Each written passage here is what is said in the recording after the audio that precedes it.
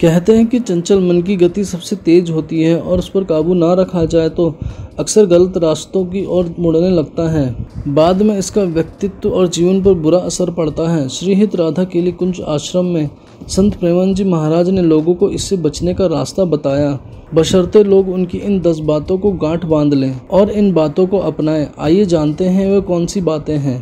प्रेमानंद जी महाराज कहते हैं कि किसी भी व्यक्ति के मन में अच्छे और बुरे भाव के लिए 10 बातें जिम्मेदार हैं। उन्हें नियंत्रित कर हर व्यक्ति अपने मन में अच्छे विचार ला सकता है और मन में से गंदे विचारों को खत्म कर सकता है। ये बातें भागवतिक हुई तो मन में भागवतिक बातें आएंगी और रजोगुणी तमोगुणी हुई तो व्यक्ति में आसुरी भाव बढ़ता है। इन 10 बातों से सावधानी पूर्वक व्यवहार होना चाहिए। महाराज जी ने कहा कि वृंदावन धाम जाने वालों को ज्यादा व्यवहार पर ज्ञान नहीं देना चाहिए, ना पड़ोसी को कुछ देना चाहिए और ना लेना चाहिए।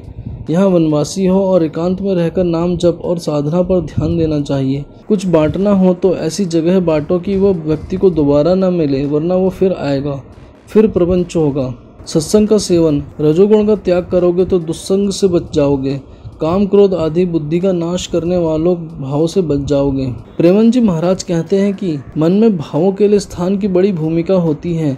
आप कहाँ बैठे हैं, कहाँ रह रहे हैं, किस जगह खड़े हैं, उसका मन पर बहुत असर पड़ता है। उदाहरण के लिए मदिरालय के पास खड़े होंगे तो तमोगुण और आसुरी प्रवृत्ति आपके मन में बढ़ने लगेंगी।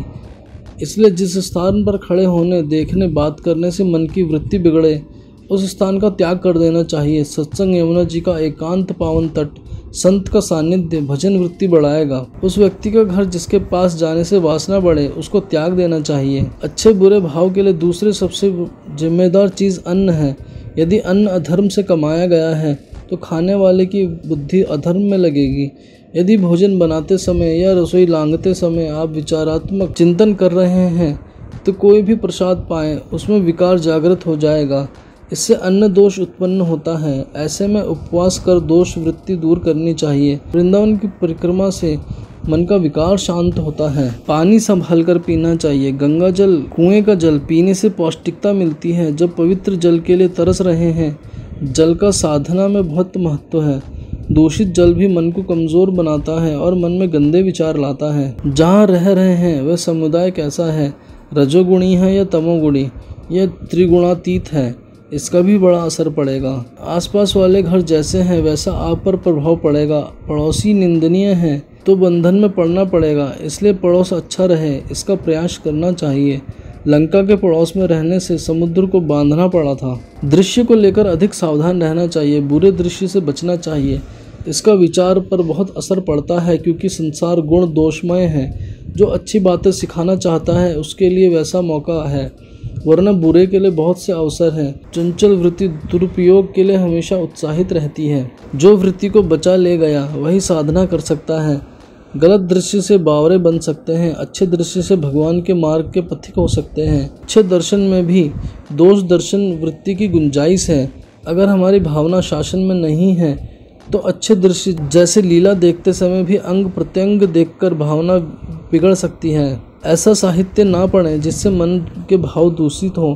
ऐसा साहित्य पढ़ें जिससे मन को सद्मार्ग पर चलने की सीख मिले, भगवत भक्ति की और मन प्रवृत्त हो।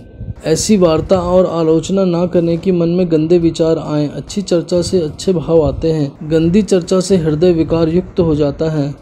कार्य का प्रभाव भी मन पर पड़ता है। आप आजीविका के लिए किस तरह का कार्य करते हैं उसी तरह के ख्याल आपके मन में पैदा होते हैं और वैसे ही आपके मन के विचार बनने लगते हैं। आप उपासना भोग की करते हैं या योग की करते हैं, इसका मन के विचारों पर बहुत असर पड़ता है।